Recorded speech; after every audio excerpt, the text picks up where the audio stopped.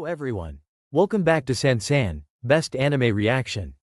Last episode focused heavily on revelations and emotional shock, leaving everyone, including us, trying to understand the bigger picture. The world suddenly feels much larger and far more cruel. In this episode, I'm expecting deeper explanations and possibly flashbacks that help connect the past with the present. There may not be non-stop action here, but the emotional weight is extremely heavy.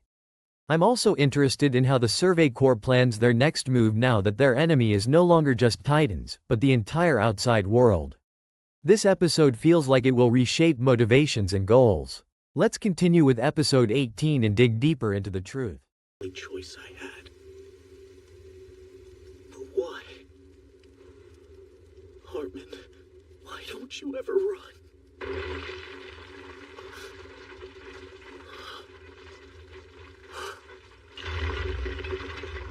Titan.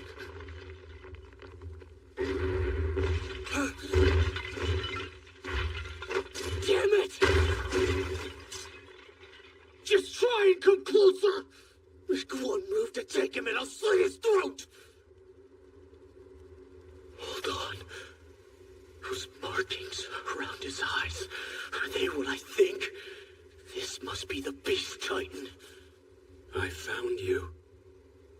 Eren Yeager, right? If nothing else, I'll take him with me.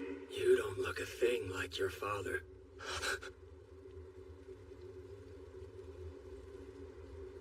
What? Believe me, Eren. I get it. I know how you feel.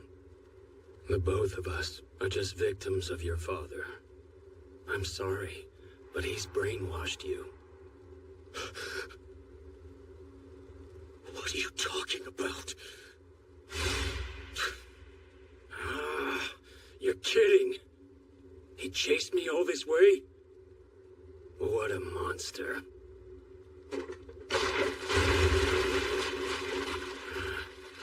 Let's call it a draw, Levi. We're in no shape to fight now. Bertolt, I'm sorry, but this is the end for you. Eren, someday I'll come back and save you from this. He ran. Alright. Buckle up everyone, grab your ODM gear, maybe a box of tissues, and definitely a snack, because we're diving headfirst into Attack on Titan Season 3 Episode 18, also known as Midnight Sun. And yes, this is the episode where the fandom collectively screamed, cried, argued, and probably unfriended at least one person online. I'm going to walk you through this episode like we're sitting together on a couch at 2 a.m. Rewatching it for the third time, pausing every 5 seconds to yell, "Wait, did you notice that?" This recap isn't just about what happens. It's about why it hurts, why it matters, and why this single episode quietly redefines what Attack on Titan is really about. The episode opens in the aftermath of absolute carnage. Shiganshina looks less like a town and more like a Titan-themed disaster park that absolutely no one asked to visit. Smoke fills the air, bodies are scattered everywhere, and the Survey Corps is hanging on by a thread, emotionally, physically, spiritually, you name it. Victory has technically been achieved. The Beast Titan is gone, the Colossal Titan is down, and the Armored Titan has retreated. On paper, this should feel triumphant.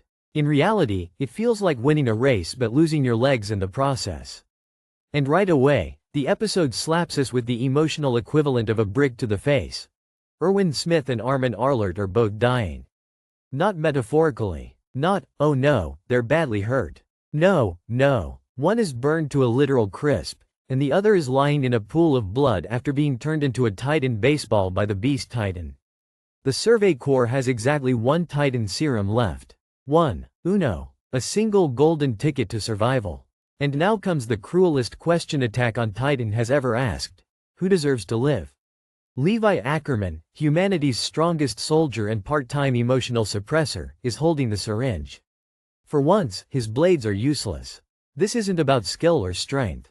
This is about judgment. And Levi, a man who usually solves problems by slicing them in half, now has to choose between two lives that represent two very different futures. Captain! I just used the last of my gas. Quick, give me your gear so I can chase him. Right! Hurry!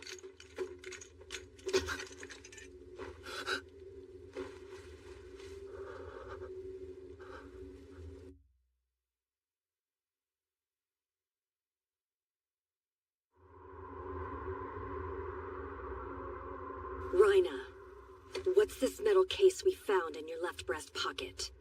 Before we closed in and chopped off your limbs, you used what strength you had left to grab at it. So what's inside? Suicide pills? A bomb? Ow! Sorry, Jean. It's a letter. A letter? What does it say?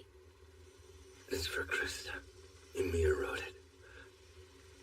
Whatever you do with me, just make sure she gets to read it. Only after we've inspected it. Now then, I've got lots of questions that you can answer, but... You're a tough one. If you don't want to talk, I can't make you. So I'll ask, will you cooperate and tell us everything that we want to know? I won't. Thank you, Rhina. It helps to see that you're ready for death. Hanji, wait! We need him alive, so we can steal his power.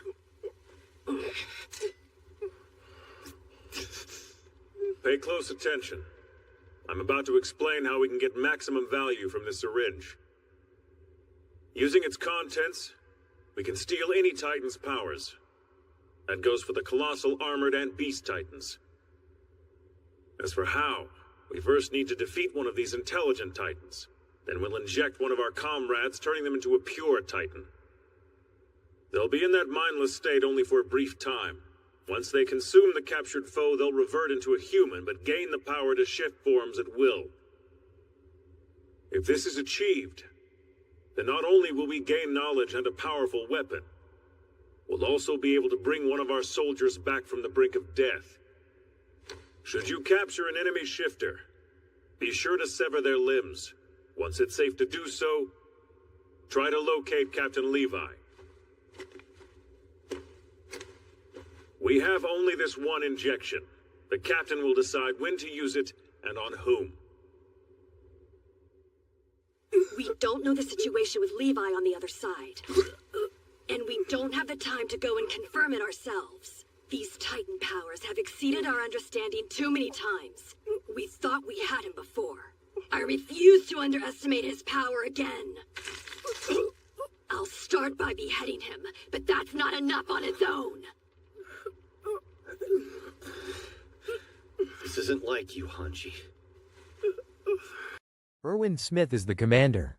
The legend. The man who led countless soldiers to their deaths with speeches so inspiring you'd follow him straight into hell, and many did. He's the backbone of the Survey Corps, the man who carried humanity's will forward with sheer force of belief.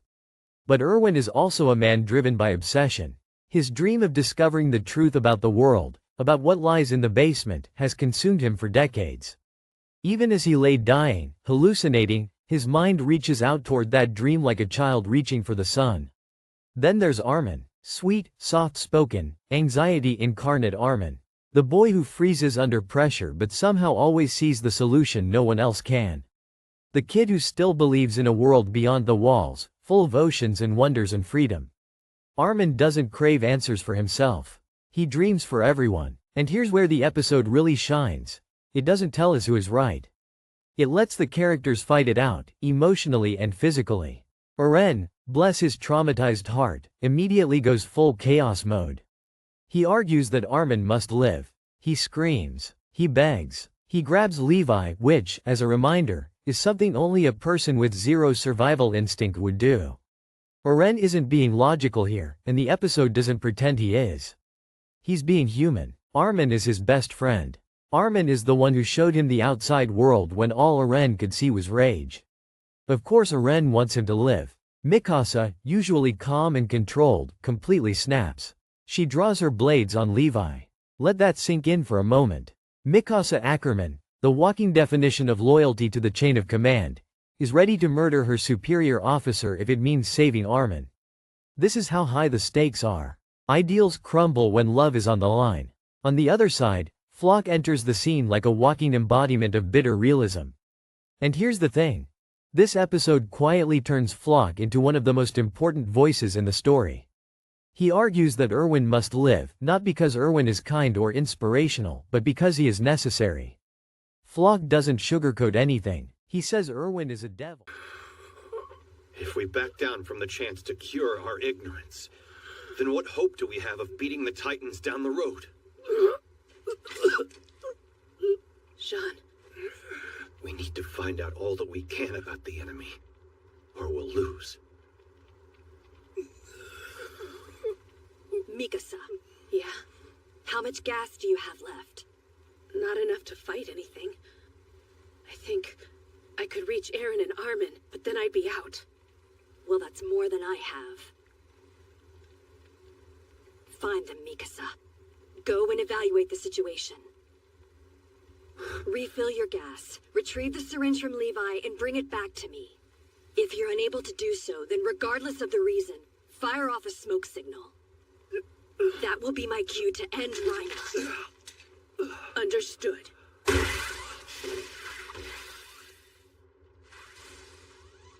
Thank you, Hanji. The decision was mine. You were just a factor. Why did I speak up for him? When it comes down to it, am I still... Yeah! Hell yeah! Armin's still breathing! I hear him! Keep going! Don't give up! You can make it! That's Armin? Captain! Get the syringe!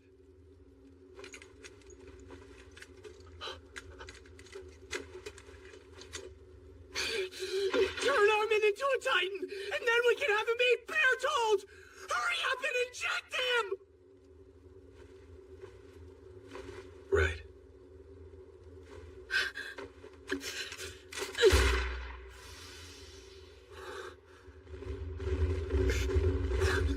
Hanji!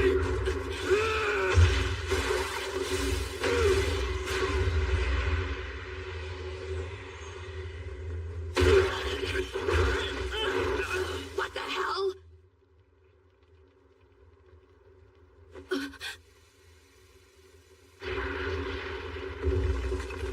They're running away with Rhina! What now? Shit! Connie! Don't chase them! Chances are you'd just get killed, even if you had gas left. Son of a bitch! This is all my fault. He'd be dead. He needed to die. Why'd I open my mouth? I told you, the decision was mine. Let's regroup with the others.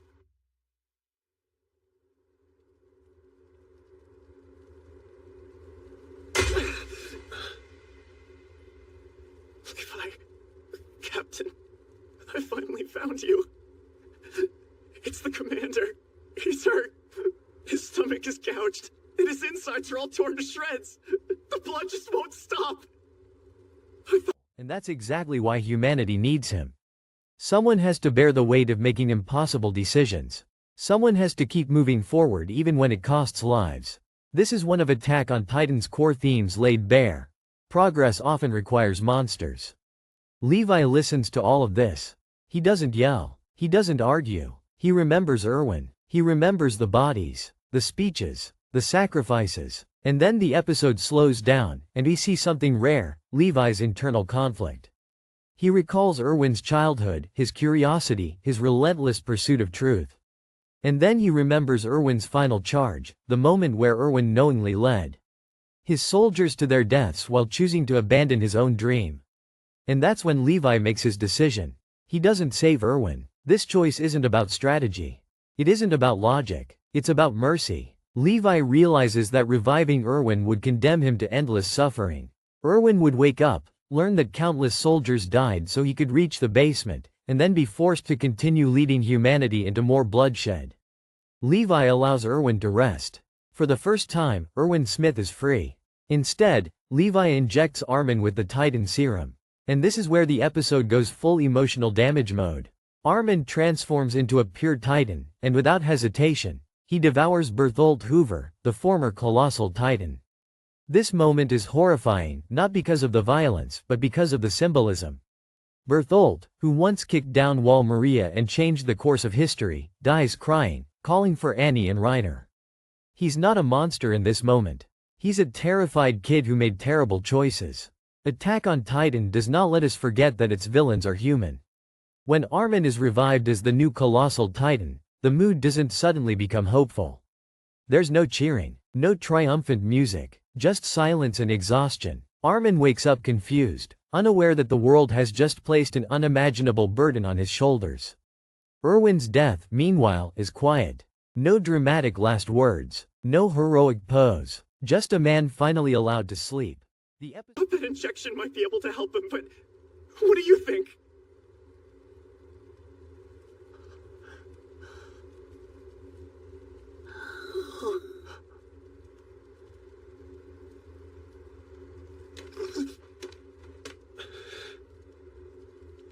Captain Levi.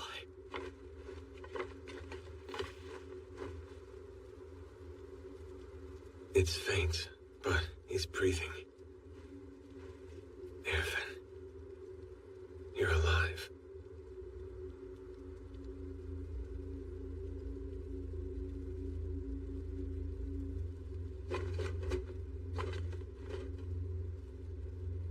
You know what has to happen. Erwin gets the shot.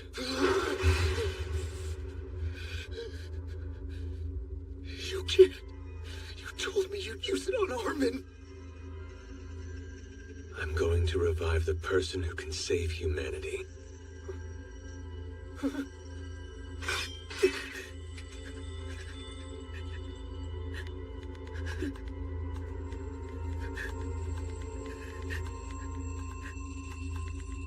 Reiner, you were incredibly lucky today.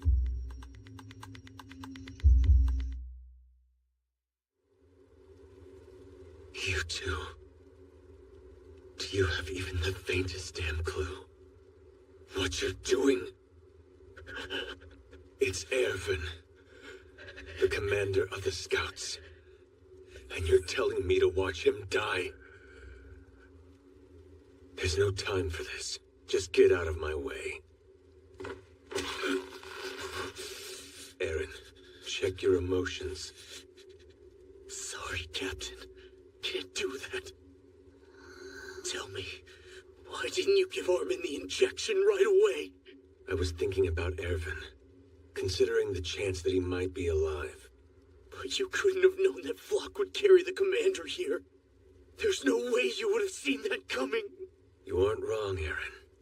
But the fact remains he's here now, so I'll revive him.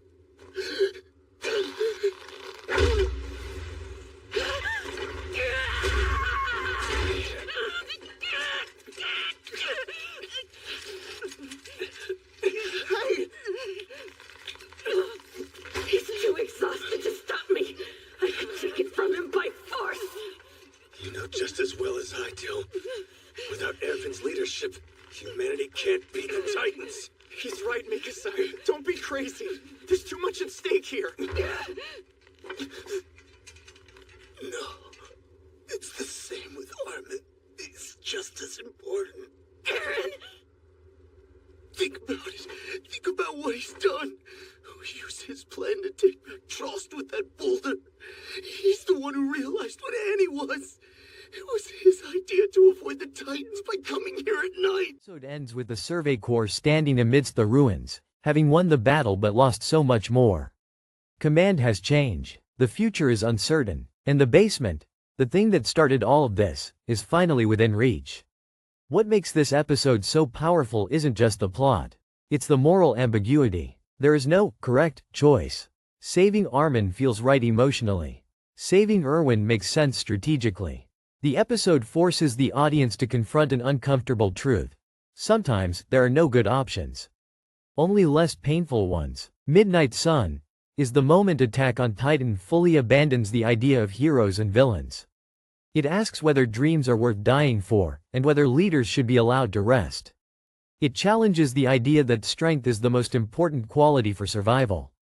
Sometimes, hope, curiosity, and kindness are just as powerful. And perhaps the cruelest irony of all is this. Erwin never learns what's in the basement. The man who sacrificed everything for the truth dies just before reaching it. Meanwhile, Armin, who never demanded answers, will be the one to inherit them. So yeah, if you finished this episode feeling emotionally wrecked, questioning your values, and staring at the screen in silence, congratulations. That's exactly what it was meant to do. And with that, the sun rises over Shiganshina, not bright and hopeful, but pale and uncertain. Humanity moves forward, not because it has won, but because it has no other choice.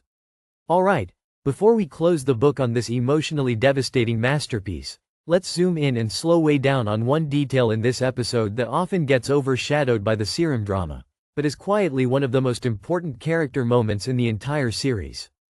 Erwin Smith's unconscious hand gesture and what it really means. At first glance, it's such a small thing. Almost nothing. While Levi is arguing with Eren, Mikasa is one bad second away from committing mutiny, and Floch is delivering his brutal TED talk about why Erwin must live. Erwin himself is unconscious, hovering between life and death. He's not giving speeches anymore. He's not commanding anyone. He's the only reason we uncovered Rhina's hiding spot, and the only reason we defeated Bertolt. We only got this far because of Armin. I can't save humanity, and neither can the commander. But Armin can! Tell him, Mikasa! Please, Captain, just let go.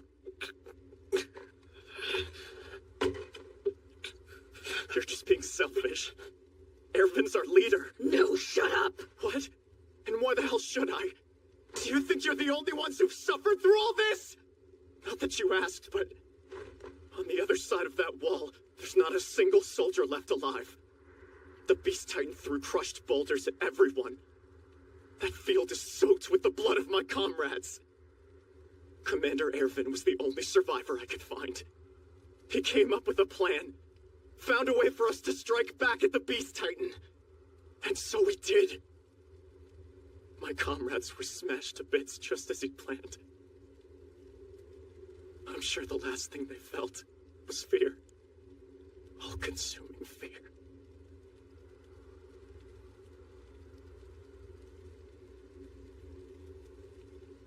When I realized the commander was still alive, I almost finished him off myself. But then, I recognized that would be a mercy.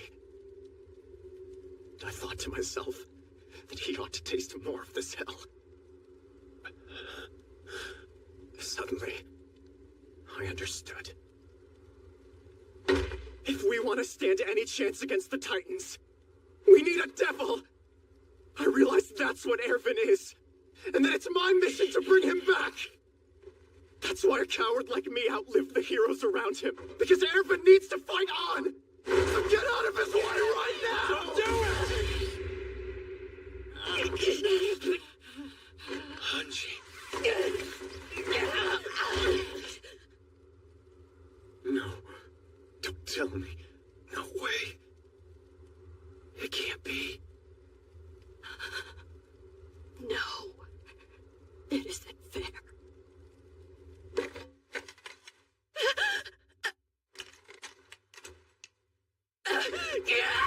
I understand how you feel, but most of us are dead! We can't afford to lose our commander, too! The scouts must endure! If we lose our symbol of hope, we lose everything! I know that, but Armin can help us too! He's special! You're right! He has an amazing mind! That said, Erwin is far more experienced, and he's a leader!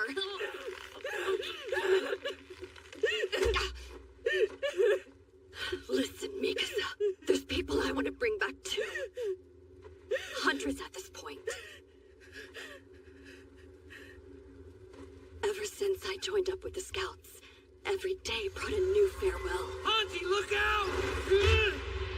Lying there, and then his hand starts to move. His fingers twitch, slowly, weakly, and then his arm lifts. If you've watched earlier seasons, your brain immediately screams, wait a minute. Because this isn't random movement. This isn't just a dying body spasming.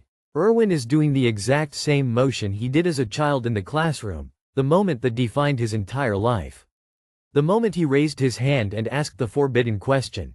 If humans live inside the walls, then what's outside? That single question got his father killed. And Erwin spent the rest of his life convincing himself that all the sacrifices, all the bloodshed, all the deaths were justified because one day, he would reach the truth. The basement, the answer. So when his hand rises again in this episode, it's not heroic.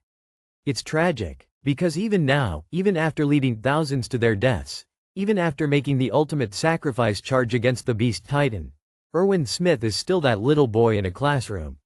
Still chasing the answer. Still reaching. And Levi sees this. This is crucial. Levi doesn't just see a commander. He doesn't see a weapon. He doesn't see humanity's strongest leader. He sees a tired man who has never truly been free. A man Ensel, avenued by a question. This moment reframes Erwin's entire character. For so long, we and the characters believed Erwin was driven by humanity's survival. But here, the show quietly admits something uncomfortable. Erwin was also selfish. Not in a cruel way, but in a deeply human way. He wanted to know. He needed to know. And that desire kept him moving forward no matter the cost. Levi's decision not to inject Erwin suddenly becomes much clearer when you view it through this lens. Reviving Erwin wouldn't be saving him. It would be dragging him back into hell. Back into guilt. Back into sacrificing others for the sake of answers he may not even be able to live with. There's a beautiful, heartbreaking contrast here between Erwin and Armin. Erwin reaches out unconsciously, still chasing the truth for himself. Armin, earlier in the episode, let's go. Remember Armin's final moments before being burned by the colossal titan.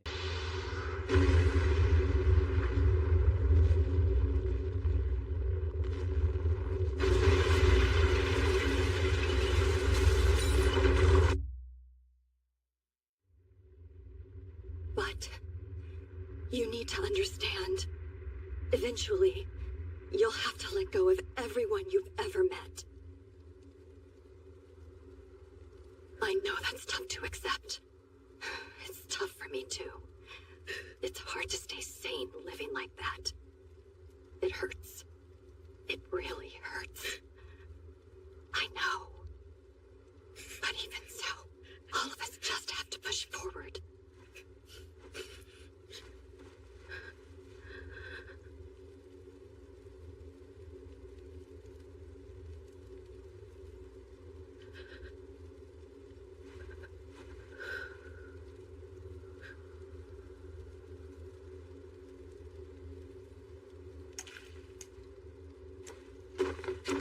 Captain, do you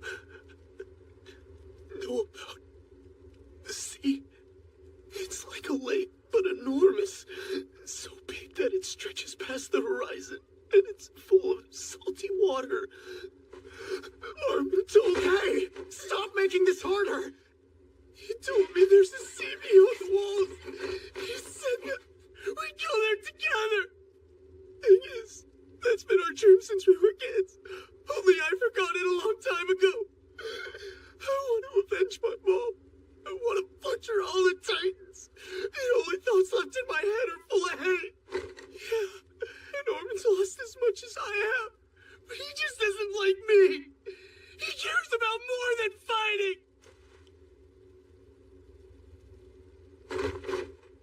Everyone get out of here right now! I don't want Erwin to eat one of you instead of Bertolt! Right. Come on, Mikasa. Shit. Bye, Armin. We'll miss you.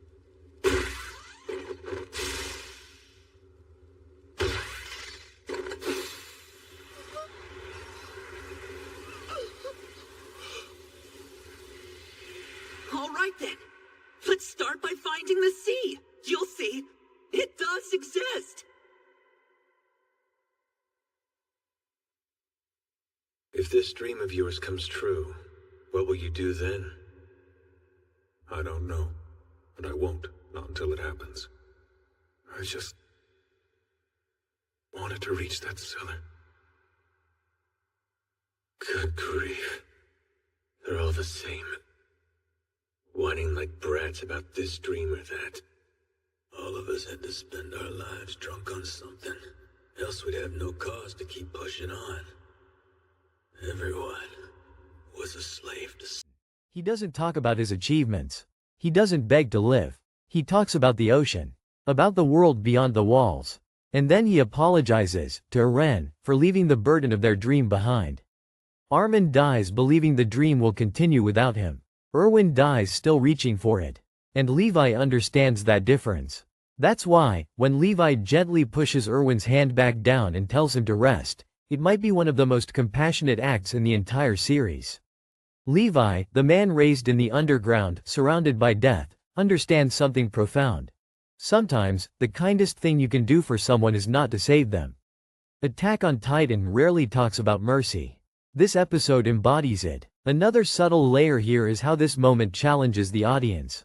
Let's be honest, many viewers initially argue that Levi made the wrong choice. Strategically, Erwin seems more valuable. He's experienced, he's decisive, he's ruthless when needed. Armin is young, emotional, uncertain. But this episode asks a deeper question. Should leadership always belong to those willing to become devils? Erwin represents leadership through sacrifice at any cost. Armin represents leadership through understanding and imagination. By choosing Armin, the story isn't saying Erwin was wrong. It's saying humanity is trying something different now. Something riskier. Something softer. That's terrifying. And it's supposed to be. Because moving forward without Erwin means losing certainty. Losing someone who could always make the hard call. Armin's survival doesn't guarantee victory, it guarantees doubt. And doubt, in Attack on Titan, is dangerous. This single hand gesture, lasting only a few seconds of screen time, captures all of that.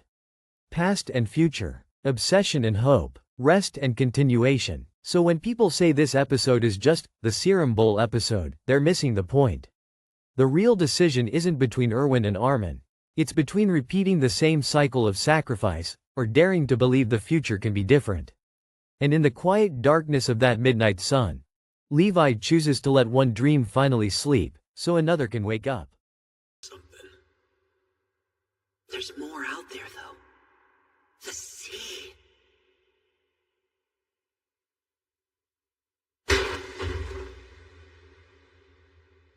Did you just...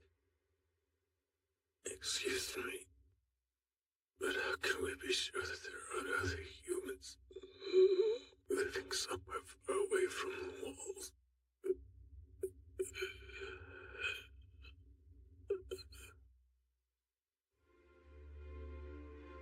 Give up on your dream and charge to your death. Lead those crying children straight to hell. We humans, we're all the same. Every last one of us. I'll reach the Beast Titan and tear him apart.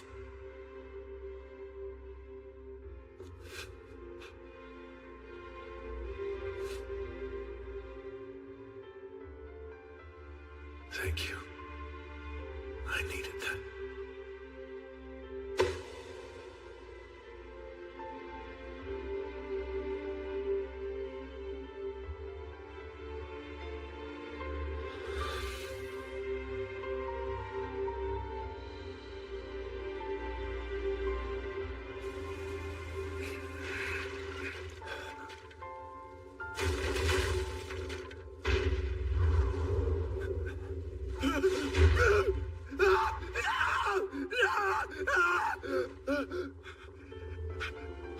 Guys, please help me!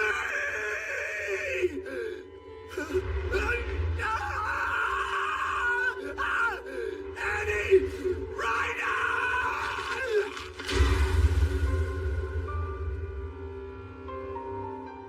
I don't get it. Captain, why? Do you think you can forgive him someday? He became a devil because he had to. We were the ones who put him up to it. And in the end, when he had finally been set free from this hell, we were about to bring him back from war. But I think it's time we let him rest.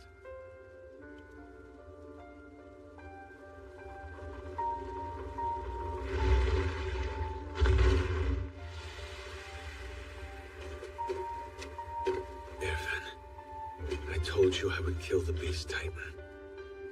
But that'll have to wait. He's already dead.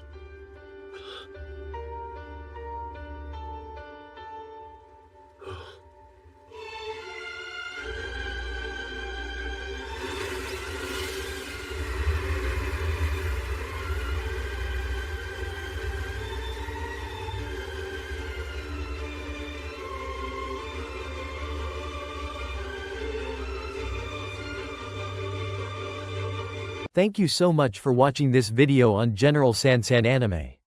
I really appreciate you spending your time here and sharing this anime journey with me. If you enjoyed this reaction, don't forget to hit the like button, subscribe to the channel, and turn on the notification bell so you won't miss any upcoming videos.